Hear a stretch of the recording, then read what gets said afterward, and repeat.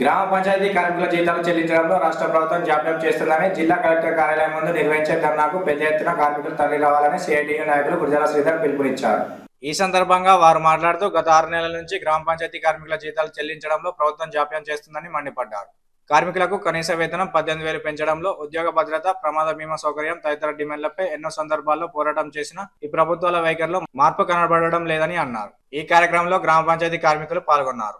Collector ధర్నా కార్యక్రమాన్ని token సమ్మె ఏదైతే ఉందో పెద్ద ఎత్తున ఈ రాజన్న సిరిసిల్ల జిల్లాలో ఈ ప్రభుత్వానికి బుద్ధి వచ్చే విధంగా మరి గ్రామ పంచాయతీ కార్మికులు ఎన్నో సంవత్సరాల నుంచి వారికి కనీస వేతనం 18,000 రూపాయలు అమలు చేయాలని, అలాగే పని విభజన జరగాలని చెప్పి 51 జీవోను ఏదైనా సవరించాలని చెప్పి ఎవరైతే గ్రామ పంచాయతీ కార్మికులు ఎవరు ఉన్నారో వాళ్ళని కేటగిరీ వారిగా పని విభజన చేయాలని చెప్పి ఎన్నో సందర్భాలలో గత ప్రభుత్వం టీఆర్ఎస్ ప్రభుత్వం కూడా పెద్ద ఎత్తున 33 రోజులు సమ్మె చేసినా కూడా ఆ ప్రభుత్వం చేసిన అవలంబిస్తున్న తీరుని ఇలా కాంగ్రెస్ ప్రభుత్వం కూడా అవలంబిస్తుంది. కాబట్టి దానికి నిరసనగా ఈరోజు గ్రామ పంచాయతీ కార్మికుల స్టేటు ఐక్య సంఘాల పిలుపులో భాగంగా గ్రామ పంచాయతీ కార్మికులకు ఇస్తున్నటువంటి 9,000 రూపాయలు ఏదైతే ఉందో మరి పెరిగిన ధరలకు చూసుకుంటే మరి ఇలా గ్రామ పంచాయతీ కార్మికుడు అనేటోడు బతికే పరిస్థితి లేదు. కాబట్టి మరి గౌరవనీయులు రేవంత్ రెడ్డి గారు ఒకసారి ఆలోచన చేయాలి. మరి ఇలా రైతులకు 2 లక్షల రూపాయలు మాఫీ చేసినావు, మరి ఇలా మహిళలకు ఉచిత బస్సు పెట్టినావు, ఇలా అనేక పథకాలు పెట్టినావు. మరి ఇలా కార్మికులు ఏం పాపం చేసిరని చెప్పి ఈ సందర్భంగా